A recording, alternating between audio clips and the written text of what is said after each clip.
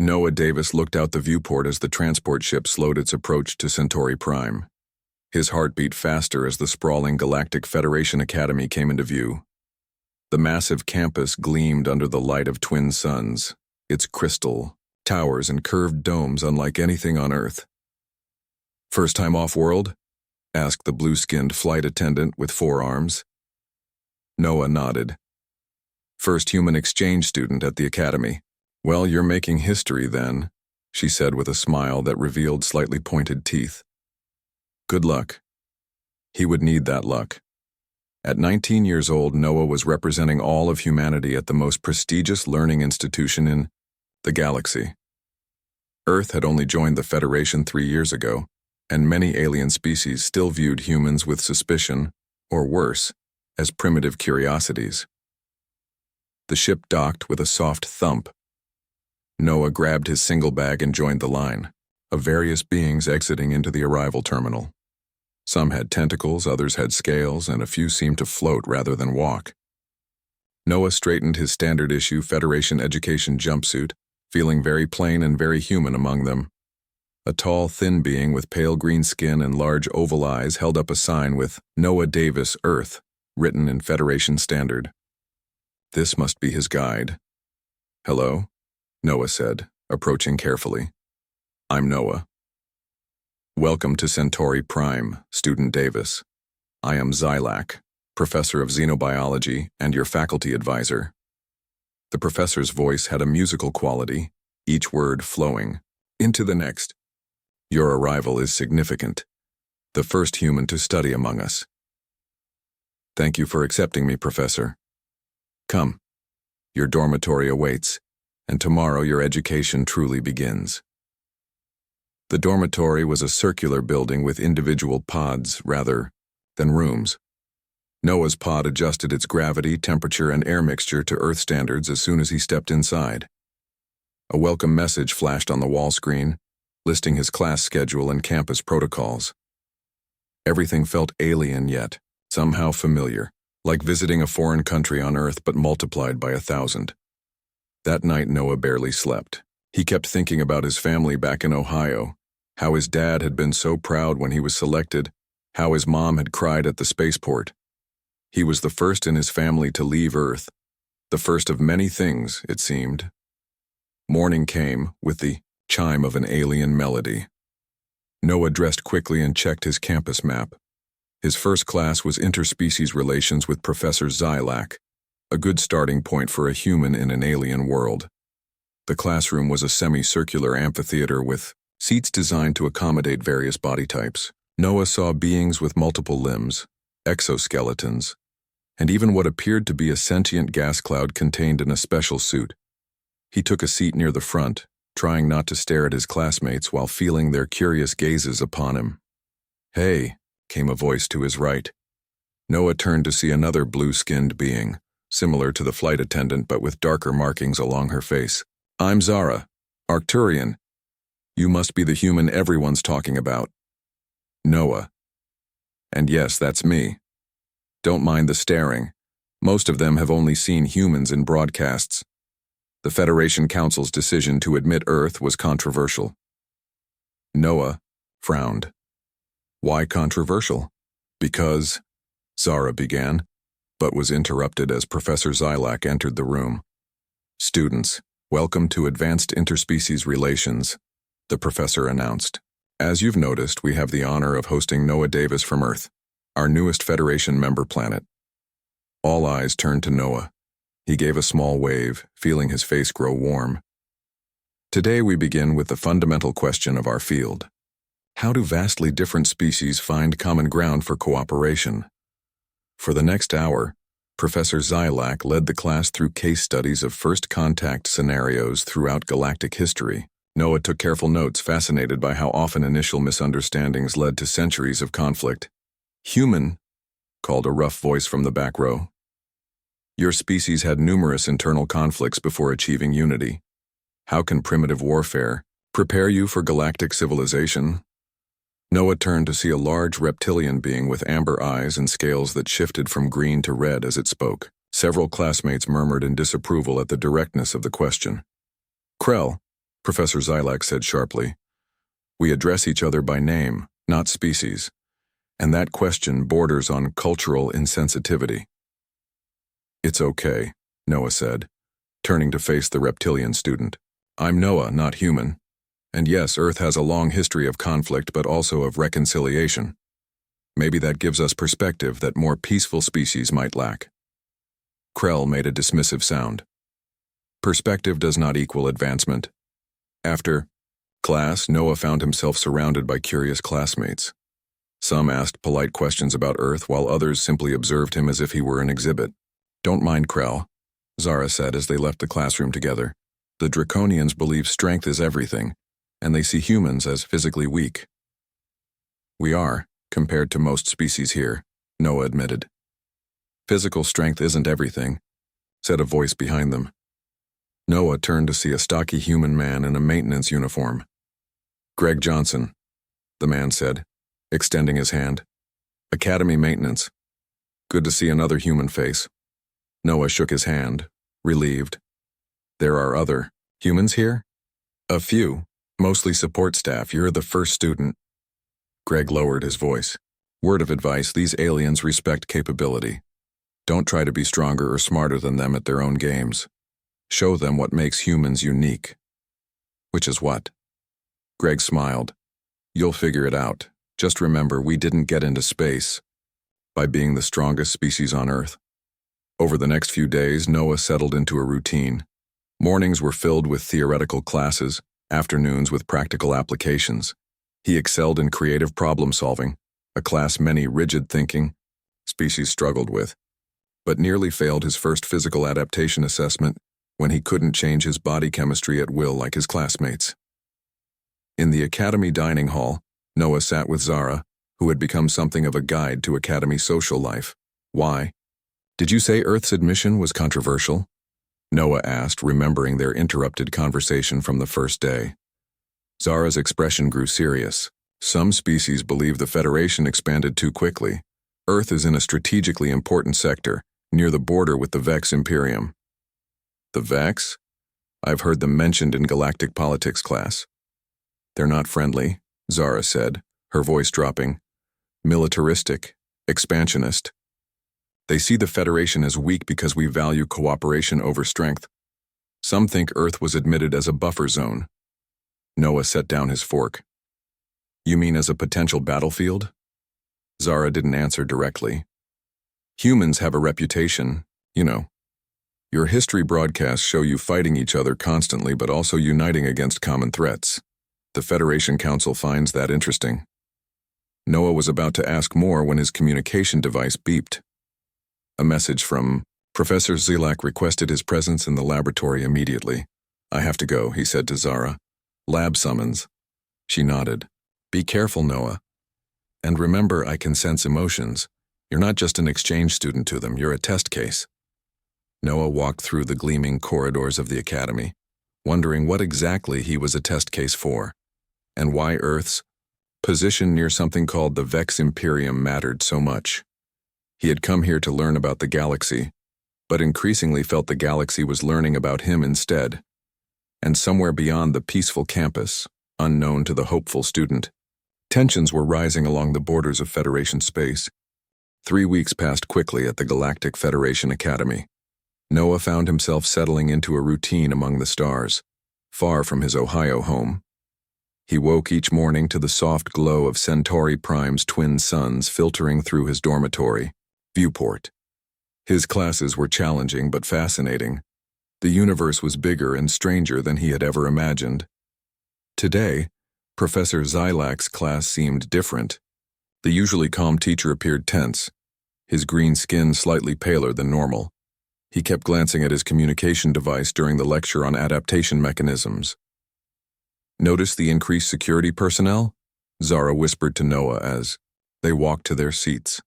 Her blue skin rippled slightly, a sign of anxiety among Arcturians that Noah had learned to recognize. Noah looked around and spotted several uniformed officers positioned at the classroom entrances. They hadn't been there yesterday. What's going on? He asked.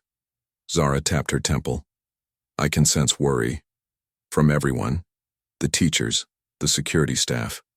Something is happening, but nobody is talking about it openly. Professor Zylak cleared his throat. Today's planned lesson will be postponed. Instead, we will discuss emergency protocols for the academy. Murmurs spread through the classroom. A small insect-like student raised a limb.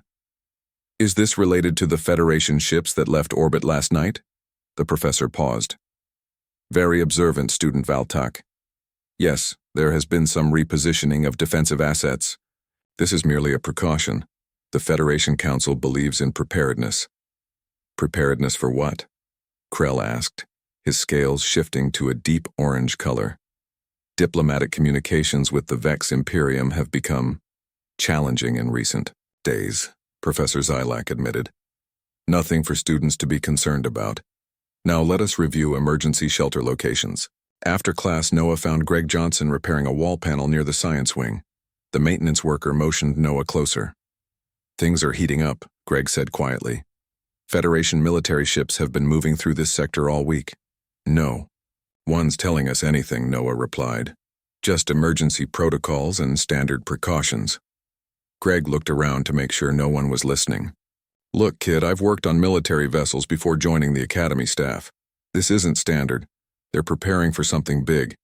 The Vex have been pushing boundaries for months, testing Federation response times. Why wouldn't they just tell us? Panic. Plus, not all species handle stress the same way. Some of your classmates come from worlds that haven't seen conflict in thousands of years. Others, Greg nodded toward a group of students walking past, come from warrior cultures that might get too excited at the prospect of action. Noah thought of Krell, whose people valued strength above all else. What should I do? Noah asked. Keep your eyes open, know your escape routes, and stick close to friends you trust. Greg handed Noah a small device. Emergency beacon, Federation military issue. Not standard for students, but I've got connections. Keep it with you. That afternoon, Professor Zylak announced a last-minute field trip to study the adaptive plant life in the valley behind the academy. The class hiked through purple-leaved forests unlike anything on Earth. Noah noticed they stayed within the academy's defensive perimeter. During the hike, the path suddenly gave way beneath Valtak, the insect student. The small being tumbled down a steep ravine, its exoskeleton protecting it from serious injury, but leaving it stranded on a narrow ledge. Academy safety protocols dictated waiting for rescue drones, but Noah saw the ledge beginning to crumble. Without hesitation, he climbed down the steep slope, using roots and rocks as handholds. The alien students watched in surprise as Noah reached Valtak, secured the frightened student to his back, and carefully climbed back up. Why did you endanger yourself? Krell demanded when Noah returned to the group. The safety drones would have handled the situation. Not fast enough, Noah said, helping Valtak stand. The ledge was breaking. You showed quick thinking, Student Davis, Professor Zylak said. Not all problems can wait for official solutions. That evening in the dining hall, Noah noticed a change. Students who had previously kept their distance now nodded greetings. Valtak's hive mates brought him special food from their home world. Even Krell seemed less hostile, though the reptilian student still kept his distance. You've made an impression, Zara said as they ate. Most species here see humans as fragile. What you did today challenged that view. I just did what anyone would do, Noah said. That's not true, Zara replied. Many species have strong self-preservation, instincts that override helping others outside their kind. Your actions were distinctly human. Noah smiled at that. For the first time since arriving, he felt like his humanity might be an advantage rather than a weakness. That night, Noah couldn't sleep. The increased security, Greg's warnings, and the strange tension among the faculty had him on edge. He stood at his viewport, watching distant lights move across the night sky. Federation ships, he guessed, patrolling the system. A soft knock came at his door. He opened it to find Zara, her blue skin almost gray in the dim light. I can't sleep, she said. The emotions in the building are too strong. Fear, anticipation, worry. It's overwhelming for a telepath. Come in, Noah said. What are you picking up exactly? Zara sat on the room's only chair. It's not clear, just strong emotions from the faculty and security personnel. But something's changed tonight. There's a new feeling, urgency. Greg thinks the Vex might be planning something. The Vex are warriors, conquerors, Zara explained.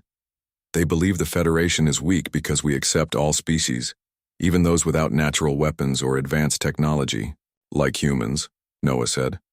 Yes. They consider Earth's admission a sign of Federation desperation. She looked at Noah with her large silver eyes. But they don't understand humans. I've been studying your history. Your species survived despite being weaker than many Earth predators. You lack claws, venom, protective shells, yet you thrived. We're adaptable, Noah said. It's kind of our thing. More than you know, Zara replied. Most species in the galaxy evolved to fill specific ecological niches. Humans, you can live almost anywhere, eat almost anything, learn almost any skill. The Federation Council sees potential in that. Noah was about to ask more when his communication device chimed with an incoming message. It was from Professor Xylac. All students report to morning classes as usual tomorrow. Bring emergency provisions as listed in Academy guidelines. Standard. Procedure. Noah and Zara exchanged looks. Nothing about this seemed standard. I should go, Zara said, standing. Try to rest, Noah. I have a feeling we'll need it. After she left, Noah packed his emergency bag according to Academy guidelines. He added Greg's beacon, his Earth identification, and a small photo of his family. Something told him tomorrow would not be a normal day at the Galactic Federation Academy. As he finally drifted to sleep, Noah dreamed of Earth, of Ohio's green fields, and strangely, of fire raining from the sky. He woke with a start just before dawn, sweating despite the room's perfect temperature control. The twin suns were just beginning to rise, painting the alien landscape in gold and crimson. In the distance, Noah thought he saw a flash of light in the upper atmosphere like heat lightning, then another. Noah hurried to class the next morning with his emergency pack slung over his shoulder. The academy hallways were quieter than usual. Many students walked in tight groups, whispering among themselves. The security officers at each junction stood, more alert, hands near their weapons. Professor Xylac's classroom was only half full when Noah arrived. Zara waved him over to a seat she had saved. Many students didn't come, she whispered. Their families called them home during the night. Noah looked around. Krell is still here. The reptilian student sat in his usual spot, his scales a deep red color today.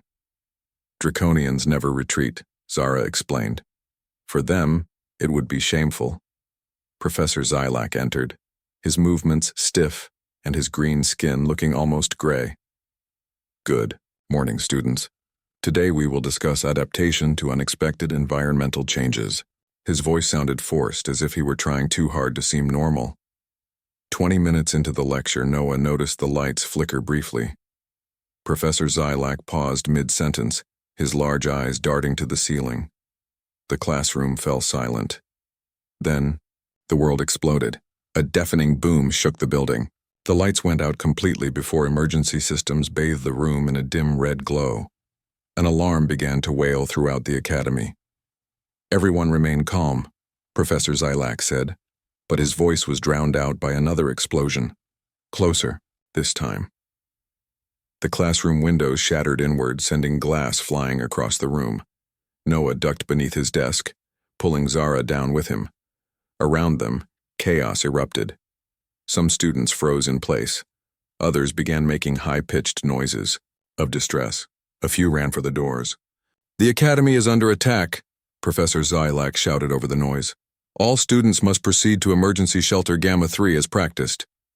He moved toward the door but never made it. A third explosion rocked the building, bringing down part of the ceiling. A large piece of debris struck the professor, knocking him to the floor. Noah rushed to his side.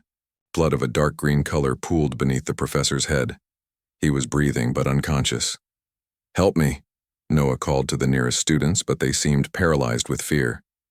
Even Krell stood motionless, his scaled body rigid with shock. Through the broken windows, Noah could see ships in the sky.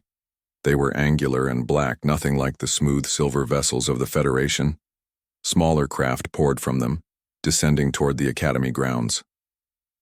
Vex ships, Zara gasped beside him. They're landing troops. Noah heard weapons fire in the distance, then screams. The Academy's security forces were engaging the invaders, but from the sounds of it, they were outmatched. We need to move, Noah said, looking around at the stunned faces of his classmates. No one else was taking charge. With Professor Zylak down, the students seemed lost. Noah stood on a desk. Listen to me. The emergency shelter might already be compromised. We need an alternate plan. Who put you in charge, human? Krell hissed, finally breaking from his shock. Nobody. But I'm doing something while you're standing there. Noah pointed to two strong-looking students. Help me with Professor Zylak, he needs medical attention.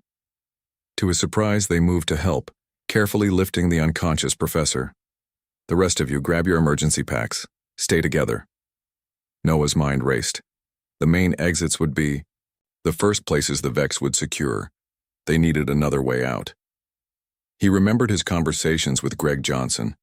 The maintenance worker had mentioned service tunnels throughout the Academy. If they could reach one of the access points. This way, Noah ordered, leading the group into the hallway. The corridors were filling with smoke and distant weapons. Fire echoed through the building. Twice they had to duck into empty rooms to avoid Vex soldiers, tall, armored figures carrying energy weapons. They're taking prisoners, Zara whispered as they watched a group of Vex herd-captured students and faculty toward the main hall. Not killing everyone. Small comfort, Krell growled. Vex prisons are worse than death. They reached a maintenance door that Noah remembered seeing Greg use. It was locked, but one of the students, a small being with 6 tentacle-like arms, stepped forward. I can open it, the student said, manipulating the lock with remarkable dexterity. The door slid open, revealing a narrow passage lit by emergency lighting. The group hurried inside, sealing the door behind them. The service tunnel was cramped but offered shelter from the chaos above. Noah tried his communication device, but all networks were jammed. We need to find Greg, Noah said. He'll know the safest routes through these tunnels. They moved carefully, the injured professor carried between 2 students. The sounds of battle grew more distant as they descended deeper into the Academy's infrastructure. After 20 minutes of navigating the maze-like passages, they encountered a Federation security officer. She was wounded, clutching her side where her uniform was darkened with blood. Students? She said in surprise. How did you get down here? Service tunnels, Noah explained. I'm Noah Davis from Earth. This is my xenobiology class. Professor Zylak is hurt. Officer Lisa Carter, she replied, wincing as she shifted position. The Vex hit us during shift change, maximum confusion. They control most of the upper levels. Now, what about the emergency shelters? Noah asked. Officer Carter shook her head. Compromised. The Vex had inside information. They knew exactly where to strike. She looked at the diverse group of aliens standing behind Noah. You've done well to avoid capture. The Vex are especially interested in students. Hostages for negotiation. What should we do? Asked Zara. Keep moving down, Officer Carter said. Sub-level 3 has an old defense post from when this building was first constructed. It's not on current maps. You might be safe there until Federation forces can respond. She tried to stand but fell back with a gasp of pain. You're coming with us, Noah decided, helping her up. Another student moved to support her other side.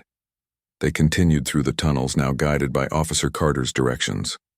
The group had grown quieter, the reality of their situation sinking in. They were trapped in an academy under enemy occupation, with 1 unconscious professor and 1 wounded security officer. They reached a junction where the tunnel split in 3 directions. Officer Carter pointed to the right path, but before they could move, they heard the sound of heavy footsteps from that direction. A patrol was coming. Back, Noah whispered urgently. Quick! They retreated around a corner just as a beam of light swept the junction. Noah peered carefully around the edge. 3 Vex soldiers in full battle armor were advancing, weapons drawn. "They're searching the tunnel systematically," Officer Carter whispered. "We're running out of safe paths." Noah looked at the frightened faces around him. These students had come to the academy to learn, not to fight in a war. Yet here they were, caught in the middle of an invasion. And somehow, they were looking, to him, a human exchange student who had been on their world less than a month, for leadership. He took a deep breath. Earth seemed very far away now, but perhaps that was why he was here, to show what humans did best, adapt and survive. "I have a plan," Noah said quietly, "but I'll need everyone's help." The Vex patrol moved closer, their light sweeping the dark tunnels, unaware that the prey they hunted was about to become the hunter. Noah whispered his plan quickly as the Vex patrol drew closer.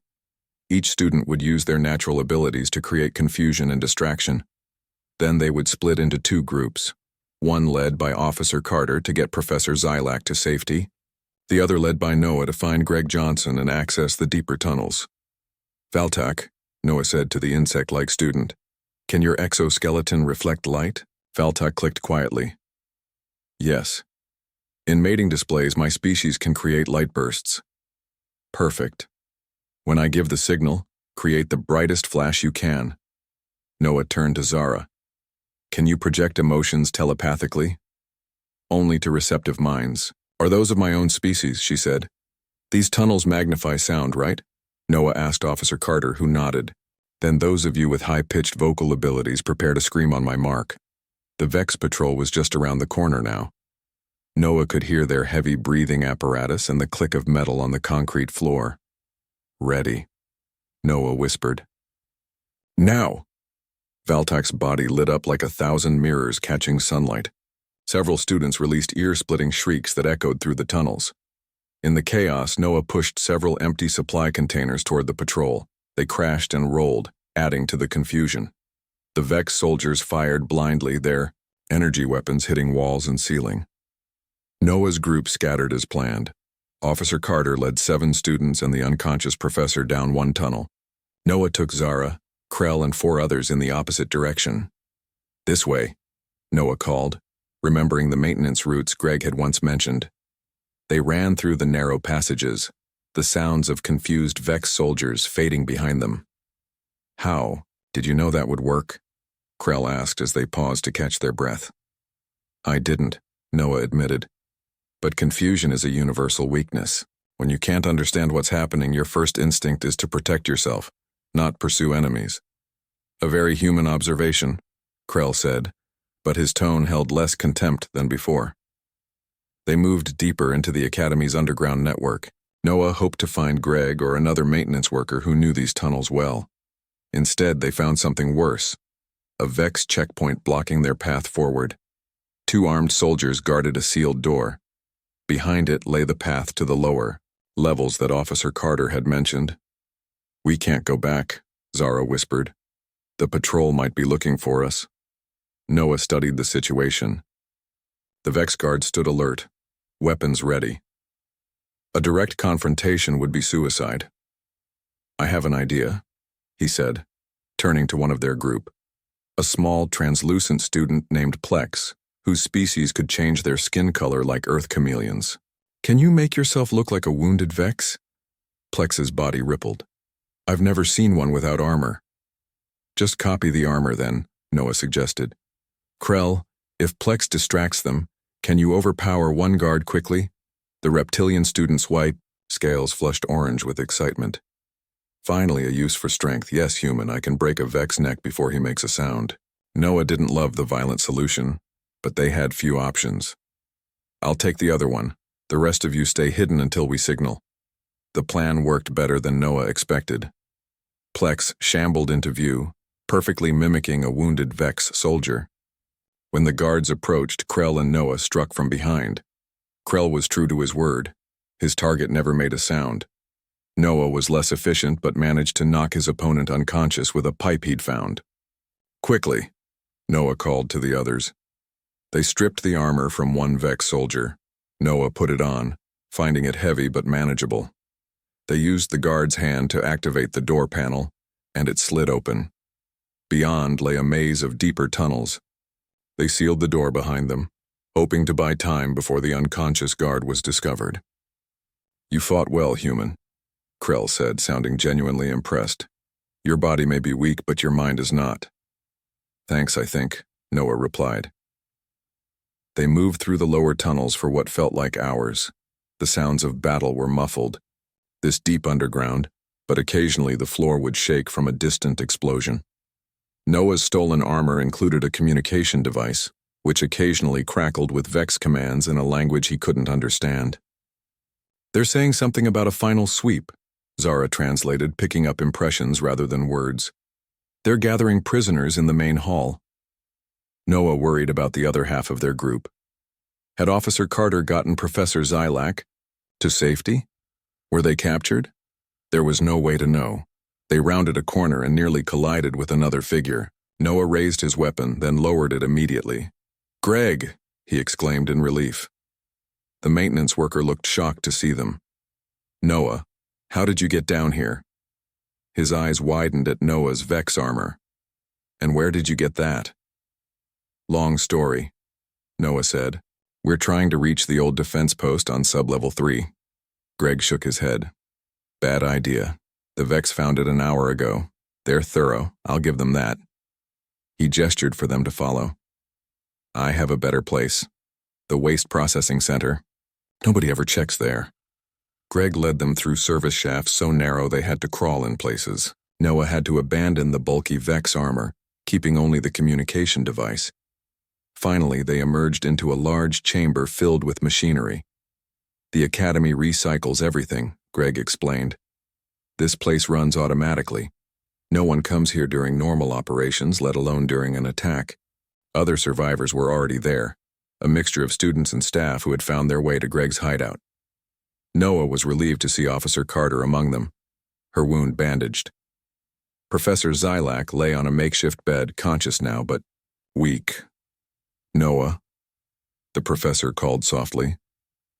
"Your quick thinking saved many lives today." Noah sat beside his teacher. "What's happening up there?" "The Vex have taken the Academy," Professor Xylac said grimly. "They're using students as shields against Federation retaliation. They demand control of this sector in exchange for hostages." "Why attack an academic institution?" Noah asked. "The Academy holds valuable research," Greg explained. "Weapons technology, shield innovations, plus students from influential families across the Federation. Can we contact Federation forces?" Krell asked. Greg pointed to a communications array he had assembled from spare parts. "Been trying. The Vex are jamming most frequencies, but the Federation knows we're under attack. The question is whether help will arrive in time." Noah looked around at the frightened faces gathered in the recycling center. They were safe for now, but they couldn't hide forever. Food and water would run out. The Vex would eventually search here too. "We need to do more than hide," Noah said. "We need to fight back." "With what?" Zara asked. "We're students, not soldiers." Noah smiled. "That's our advantage. The Vex expect soldiers. They won't expect students to resist." He turned to Greg. "Does the Academy have internal defense systems that could be activated?" Greg's eyes widened. "Yes, but the controls are in the Central Security Office. The Vex certainly hold that now." "Maybe not all the controls," Professor Xylac said weakly. "The Academy is very old. Some systems have backup controls that were never removed during renovations." Noah felt a spark of hope. "Where?" "The Dean's private office," Professor Xylac replied. "Behind a hidden panel. I've seen it used during security drills." "So we need to reach the Dean's office," Noah said. At the heart of Vex-controlled territory, Krell's scales turned bright orange, almost glowing in the dim light of the recycling center. "Now you speak like a draconian, human. Attack, not retreat." Noah looked at the diverse group around him. Different species, different abilities, but united in their desire to survive. "We'll need all of us working together, each of our unique abilities." "I'm in," Zara said, placing her blue hand on Noah's. Shoulder one by one, the others joined. Even Greg and Officer Carter nodded their agreement. Noah Davis, the exchange student from Earth, found himself planning a counterattack against alien invaders. It was nothing like the classes he had expected when he arrived on Centauri Prime. But perhaps this was the most important lesson of all. The plan to reach the dean's office took shape quickly. Noah divided everyone into 3 teams. The first team, led by Officer Carter, would create a distraction in the east wing of the academy. The second team, led by Greg, would cut power to specific sections to draw Vex forces away from the central buildings. The third team, led by Noah, would make the dangerous journey to the dean's office. "Remember, we're not trying to defeat the Vex," Noah explained. "We just need to hold them off until Federation forces arrive." Noah's team consisted of Zara, whose telepathy could warn them of approaching enemies; Krell, whose strength might be needed; Valtak, who could create light distractions; and Plex, who could change colors to blend with surroundings. Professor Xylac, still weak from his injury, gave Noah a small data device. "This contains my security clearance. The dean's backup controls require faculty authorization." They synchronized, their timing using Greg's makeshift communication system. Noah led his team through the narrowest maintenance tunnels, avoiding the main corridors where Vex patrols were heaviest. "I sense confusion," Zara whispered, as they neared the central building. "Officer Carter's distraction is working." Moments later, the lights flickered and went out in sectors of the building. Emergency lighting cast red shadows across the hallways. "Greg's team succeeded too," Noah said. "Let's move." They emerged from a service panel into a deserted hallway, 1 level below the dean's office. They would need to use the main stairwell to reach it. There were no service tunnels that went directly there. "Wait," Zara hissed suddenly. 2 Vex approaching." They pressed themselves against the wall as heavy footsteps echoed down the corridor. 2 Vex soldiers ran past, heading toward the commotion in the east wing. When the soldiers turned the corner, Noah's team hurried to the stairwell. The door was locked with an electronic seal. "Valtak," Noah whispered. "Can you short-circuit it?" The insect-like student examined the lock. "My bioelectricity should disrupt it." Valtak pressed 2 limbs against the control panel. Sparks flew and the door clicked open. They climbed the stairs carefully. At the top, Plex changed color to match the wall and peered around the corner. 4 guards outside the dean's office, Plex reported, shifting back to normal. "Too many to fight," Noah said. "Zara, can you sense if there are more inside?" Zara closed her silver eyes. 2 more inside. And someone else. The dean. They're holding her prisoner in her own office. Noah thought quickly. The stolen Vex. Communication device on his belt gave him an idea. "I'll create a false alarm," he said, examining the device. He had been listening to Vex communications and noticed their command patterns. He pressed the transmit button and spoke in what he hoped was a convincing tone, mimicking their harsh language patterns. The guards outside the office looked at each other in confusion, then spoke urgently into their own devices. After a brief discussion, 2 of them ran off down the hallway. "What did you say?" Krell asked, impressed. "No idea," Noah admitted. But it sounded urgent. 2 guards remained, still too many for a direct approach. Then Noah noticed the fire suppression system on the ceiling. "Valtak, can your electricity trigger that sprinkler?" The insect student nodded. "From here?" "Yes." "Do it." Valtak sent, a spark of bioelectricity arcing toward the sprinkler sensor. Water immediately began pouring from the ceiling. The Vex guards looked up in confusion. "Now Plex," Noah whispered. Plex changed color to match the Vex armor and walked confidently toward the guards, gesturing urgently. In the confusion of the sprinklers, they didn't notice the differences. When Plex was close enough, Krell charged. From hiding, tackling 1 guard while Noah and Valtak handled the other. The fight was brief but violent. Noah took a glancing blow that left his arm numb, but they subdued both guards without raising an alarm. "The dean's office," Noah said, catching his breath. "Quickly." They used Professor Xylac's security clearance to unlock the door. Inside, they found 2 more Vex guards holding the dean, a tall, elegant being with translucent skin that showed shifting colors beneath. The Vex raised their weapons, but Zara stepped forward, her hands outstretched. The guards froze. "I can't." "Hold them long," she gasped, sweat beading on her blue skin. Their minds are well shielded. Krell and Noah moved fast, disarming and subduing the guards. The dean looked at them in shock. Students? You came back for me? We need the backup defense controls, Noah explained quickly. Professor Xylac told us about them. Understanding dawned on the dean's face. She moved to her desk and placed her palm on what appeared to be a solid surface. A hidden panel slid open, revealing an old-style control system. This connects to the original defense grid, she explained. Installed when the academy was built, before we became strictly academic. Noah inserted Professor Xylac's data device. The system hummed to life. What defenses do we have? Noah asked.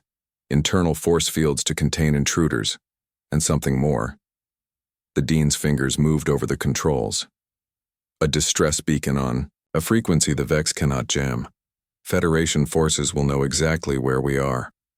On a screen, they watched as force fields activated throughout the academy, trapping Vex soldiers in corridors and rooms. The dean smiled grimly. The academy was built during less peaceful times. Its defenses were never fully decommissioned. What about the students being held hostage? Noah asked. The dean brought up another screen showing the main hall. Hundreds of students and faculty sat huddled under Vex guard. The force fields won't activate there, the dean said. Too risky. Noah's communicator crackled. It was Greg.